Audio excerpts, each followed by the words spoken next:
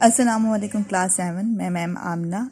आपने books open करें, page number 1 निकालें। हम सबक नंबर 1 है आपका। हम इसमें कुछ ख़ास अल्फाज हैं जो हम पढ़ाई करने से पहले शुरू करते हैं। हम किसे कहते हैं? हम ऐसी नज़म जिसमें अल्लाह ताला की तारीफ़ बयान की जाए उसे हम कहते हैं। अपनी किताबें अगर आप खोलेंगे तो आपको वाज़ेह तौर पर नजर आएगा कुछ ख़ास अल्फाज लिखे हैं। पढ़ाई शुरू करने से पहले हम इन मुश्किल अल्फाज को पढ़ लेते हैं ताकि हमें पढ़ाई करना आसान हो जाए। सहरा, गुलशन, पर्दे उठाना, लुभाना, हिरास। अब पढ़ाई शुरू करते हैं। ये मैदानों सहरा बनाई हैं किसने, ये बल खाते दरिया बहाई हैं किसने, हमारे खुदा ने, हमारे खुदा ने।